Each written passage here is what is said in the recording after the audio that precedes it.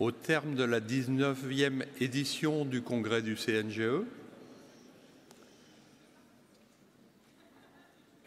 Et nous allons vous proposer une plénière d'accompagnement, on va dire. J'ai mis une petite phrase en dessous qui n'est pas faite pour dire qu'il y en a trop, c'est fini, mais qu'au fond, tout commence. Nous sommes dans un congrès des records, plus de 2000 inscrits. Voilà.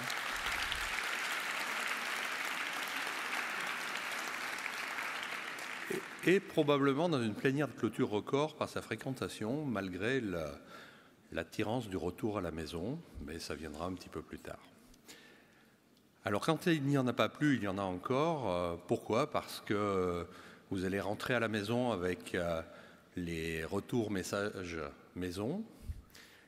Vous allez préparer la nouvelle saison, le nouveau congrès Nouvelle-Aquitaine, qu'on évoquera tout à l'heure.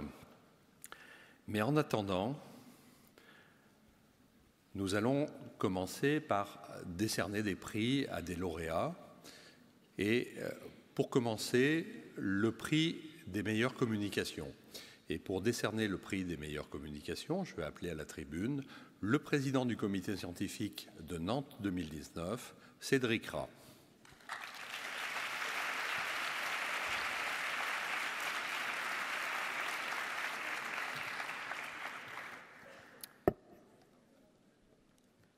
Toutes les communications ont été évaluées au fil du congrès.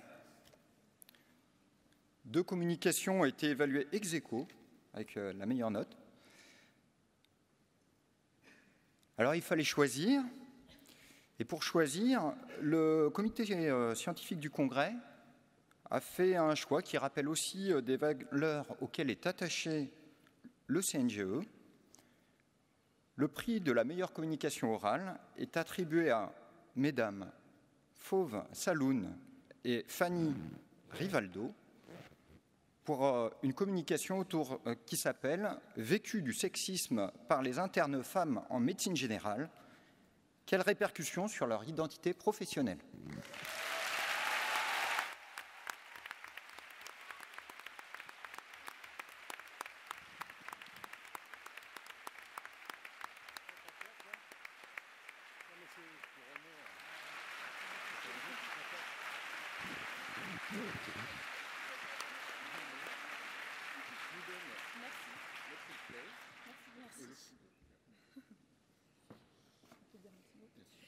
Merci beaucoup.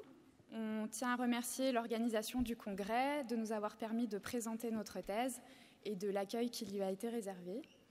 On remercie aussi, alors premièrement, particulièrement les 16 femmes qui nous ont accordé leur confiance et qu'on a pu interroger. Ce qu'elles ont eu à nous raconter n'était pas facile à livrer et sans elles, on n'aurait pas pu avoir toutes ces données, donc on les remercie.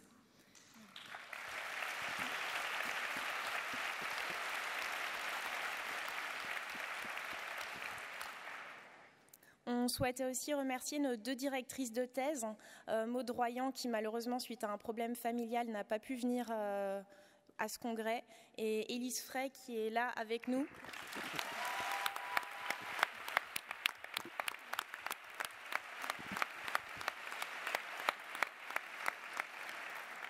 C'est la toute première thèse qu'elle a accepté de diriger.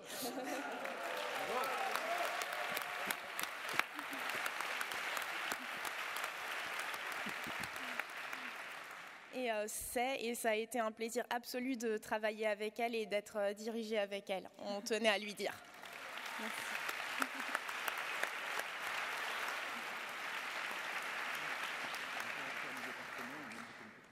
Alors nous, on a beaucoup aimé communiquer sur ça parce qu'évidemment, un sujet pareil, on l'a choisi pour parler, dénoncer, ouvrir la parole et surtout mettre en lumière ces problématiques.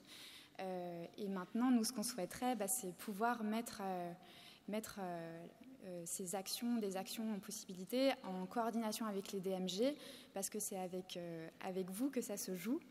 On sait que ces problématiques-là, elles sont d'autant plus vraies pour les étudiants et les étudiantes, parce que c'est une période où ils sont particulièrement vulnérables.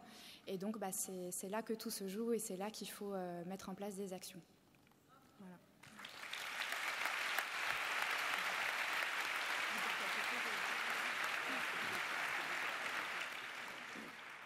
Oui, je pense que le message clé qu'on voulait donner, c'est que les communications, c'est bien. Je pense que ça permet d'en parler, d'ouvrir la parole, mais on aimerait bien qu'il y ait des actions concrètes qui soient mises en place. Comme le disait Fauve, je pense qu'en tant que DMG, vous êtes particulièrement concernés, même en tant que maître de stage. Il y a encore des études récentes là, qui sont sorties qui disaient que c'est vraiment, surtout quand on est jeune, qu'on est confronté à ce genre de choses. Donc, il faut donner les clés aux étudiantes et aux étudiants et il faut les donner rapidement. Et tout votre rôle est là. Je pense que c'est des choses qui ne s'improvisent pas forcément. Et on voit que des fois, il manque peut-être de protocoles et de choses mises en place, qu'il y a des questions qui se posent, même s'il y a plein de bienveillance. Il y a quand même des tâtonnements qui sont plus possibles maintenant. On est en 2019. Il va falloir qu'on prenne le taureau par les cornes. On ne peut plus attendre.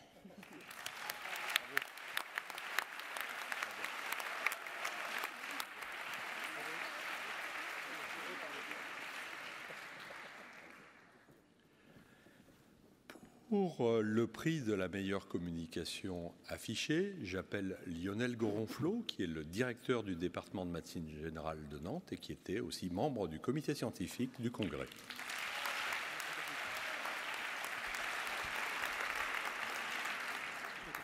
Donc, le comité scientifique a aussi décidé d'honorer le meilleur poster par ce prix. L'exercice de résumer sur un poster un travail de recherche est un exercice difficile et qui mérite effectivement une récompense.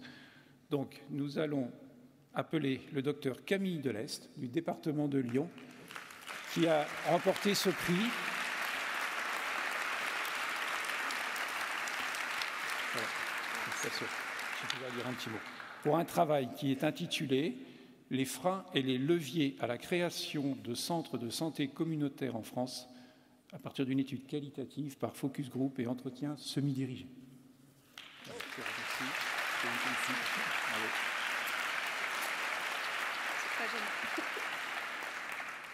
Un très grand merci, un grand merci pour l'organisation et puis un grand merci à Sophia Perrotin qui est partie malheureusement un petit peu plus tôt, ma directrice de thèse qui fait partie du DMG de Lyon, et Philippe Lefebvre, le membre de l'Institut Renaudot. À la fois, c'est très gênant d'être ici, et à la fois, c'est une très bonne surprise puisque mon sujet sur la santé communautaire, je pense que c'est un sujet qui est peu connu. Donc voilà, je trouve que c'est une chose très positive et je serais ravie de venir en parler avec des gens qui veulent échanger sur le sujet ou des gens qui veulent créer des centres plus tard. Ce sera avec plaisir. Merci beaucoup.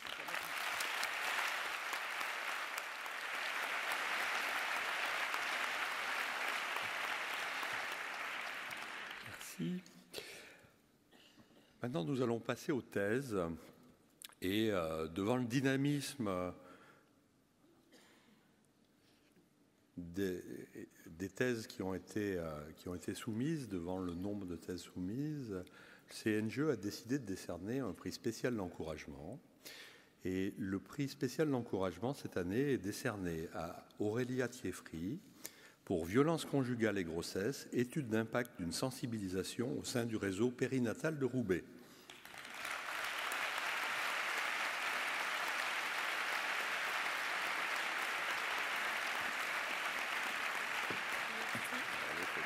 Merci beaucoup. Alors, ma directrice de thèse n'est pas là aujourd'hui parce qu'elle n'est pas médecin généraliste, mais je tenais à remercier tout particulièrement Anita Tilly, donc, qui fait partie du DMG de Lille et qui faisait partie de mon jury de thèse et qui m'a accompagnée pour cette soumission. Voilà. Alors,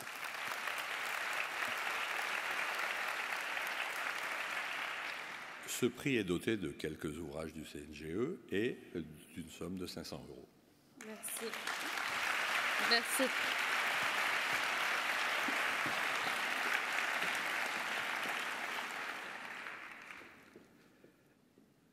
Donc maintenant, nous allons passer au prix de thèse de la Mutualité sociale agricole. prix de thèse qui a été décerné parmi les thèses soumises au CNGE, qui a été décerné, vous allez le savoir à qui, et il n'y a pas de différence avec les autres thèses qui ont été soumises au CNGE, simplement c'est un autre comité scientifique, un comité scientifique indépendant du jury national du prix de thèse du CNGE. Et donc, je vais appeler M. Éric Vandel, qui est administrateur à la Caisse centrale de la Mutualité sociale agricole, mais qui est aussi administrateur à la Caisse locale Loire-Atlantique Vendée.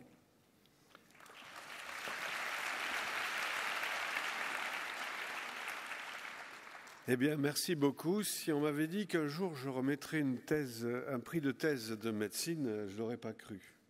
Parce que dans mon métier, j'enseigne la viticulture, ce qui n'a pas grand-chose à voir.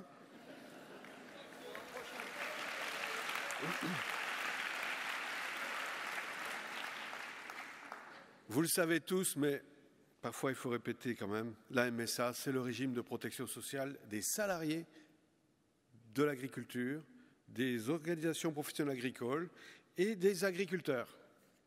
Donc nous avons depuis longtemps la conviction qu'il faut favoriser de nouveaux modes d'exercice et de nouvelles pratiques en vue notamment d'inciter les médecins généralistes à venir dans nos zones rurales. C'est pourquoi on a initié des réseaux de soins expérimentaux, créé le concept de maisons rurales de santé. On a aussi accompagné depuis la nuit des temps à des hôpitaux qui se sont d'abord appelés ruraux, puis locaux, et qui maintenant s'appellent hôpitaux de proximité. On a initié des actions expérimentales de protocoles de coopération entre professionnels de santé, pays de santé notamment.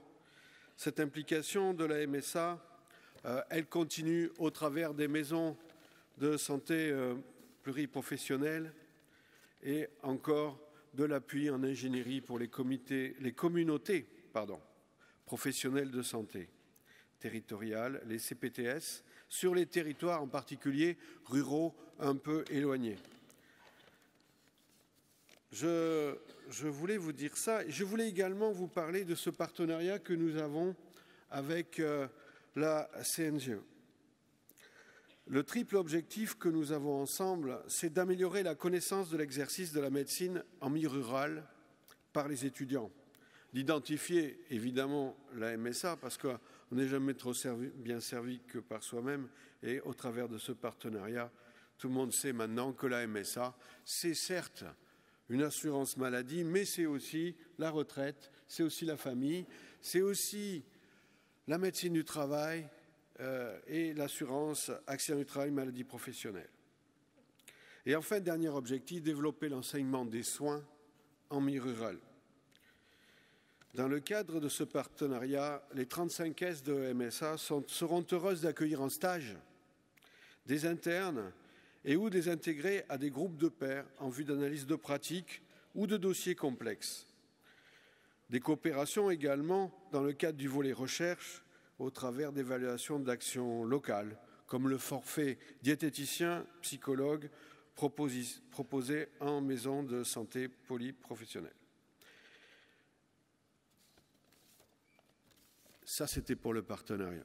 Et maintenant que j'ai bien fait durer le suspense, je vais vous dire qui bénéficie de ce prix spécial de la MSA. Il s'agit en fait non pas d'un médecin, mais de deux.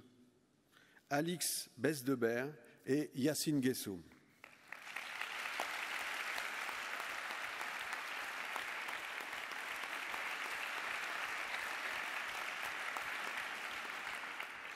Ils ne sont pas là et ils seront représentés par leur directrice de thèse, Camille Lévesque.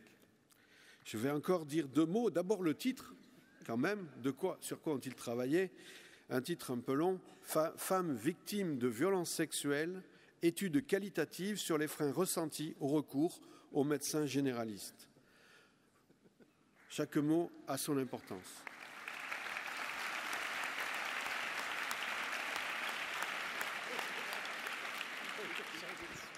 Et à la faculté de médecine de Bordeaux. Alors notre commission, si elle a retenu cette thèse, c'est parce que le sujet est amplement d'actualité. Dans une parution de ce mois-ci du Conseil national de l'ordre des médecins, il est dénoté que 219 000 femmes majeures victimes de violences sexuelles par leurs partenaires actuels ou anciens. Aujourd'hui même, le Haut Conseil à l'égalité a remis un rapport à Marlène Schiappa sur cette question. Nous sommes dit également que c'est un problème qui prend un accent un peu particulier en zone rurale où il y a moins de tissus associatifs, moins de recours pour faire ce chemin qui est l'accueil, l'orientation, la prise en charge des personnes. Mais est-ce mieux que l'anonymat des villes? En tout cas, les violences sont toujours majorées quand il y a de l'isolement, le déni et le silence. Et cette thèse rappelle la nécessité de veiller à favoriser la présence de lieux d'écoute neutres, la formation des professionnels que vous êtes de premier recours susceptibles de repérer, ainsi que permettre cette prise en charge. La conclusion de cette thèse met également l'accent sur la plus-value de l'exercice en groupe. Le lien à construire aussi avec les interlocuteurs médico-sociaux.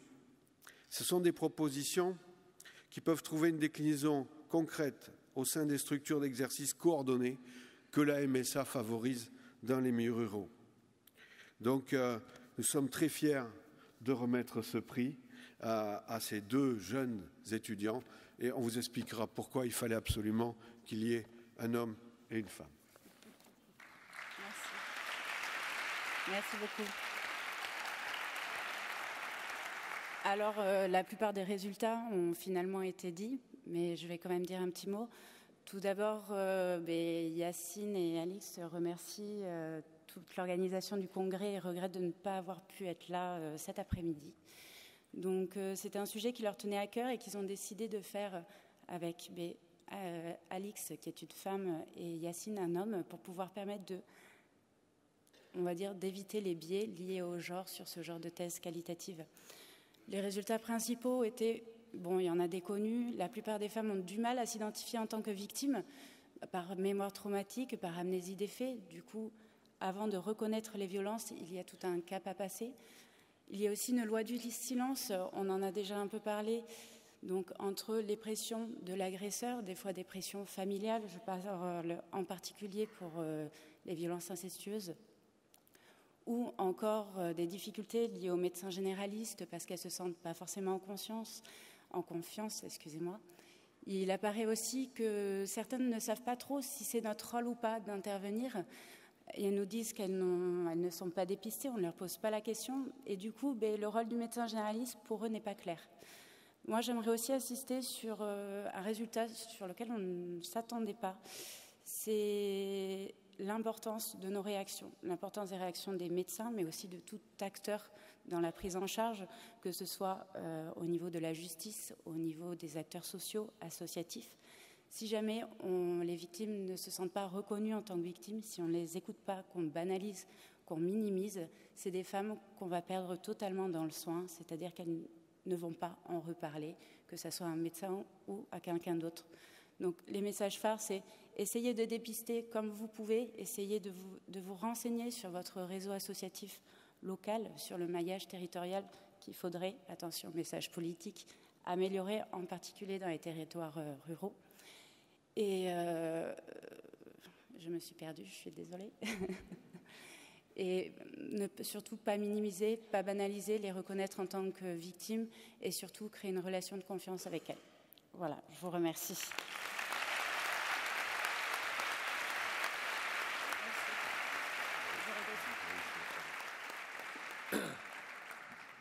Bien, merci Camille Lévesque et puis merci à la MSA pour participer à l'essor de la médecine générale et de la recherche en médecine générale. Maintenant, je vais appeler Clarisse Libao-Dina, qui était la présidente du jury du prix national de thèse, le prix du CNGE.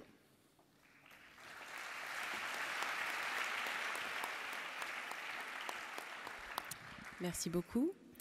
Donc, j'ai l'honneur de remettre cette année le prix national de thèse du CNGE. Je tiens tout d'abord à remercier l'ensemble du jury qui m'a aidé à évaluer les travaux de thèse de qualité que nous avons reçus cette année, à savoir Maude Jourdain, Marie Barré, Pierre-André Bonnet, William Durieux, Johan Gaboreau et Élodie Million. Merci à eux.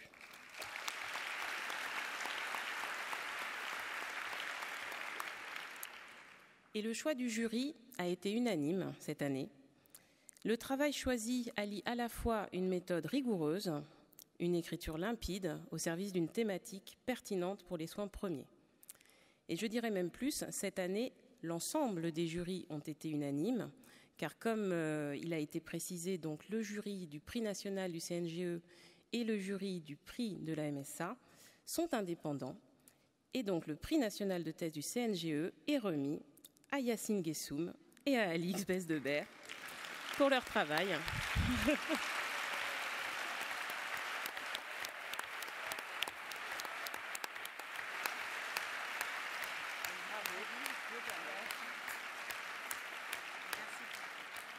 Donc bravo à eux, doublement. Et merci beaucoup, ils seront doublement fiers, du coup, je pense.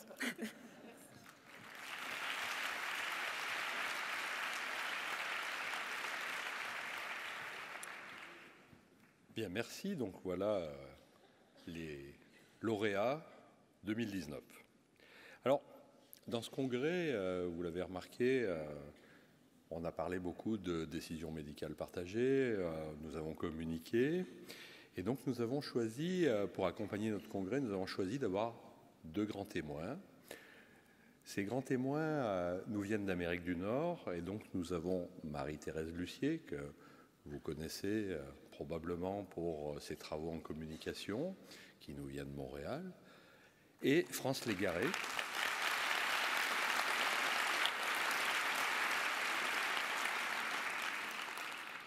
France Légaré qui vient d'un tout petit peu moins loin, qui vient de Québec, et qui, elle, a plutôt comme cheval de bataille la décision médicale partagée.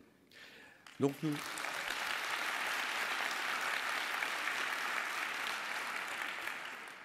nous allons leur demander comment a été vécu ce congrès, et Marie-Thérèse Lussier va commencer.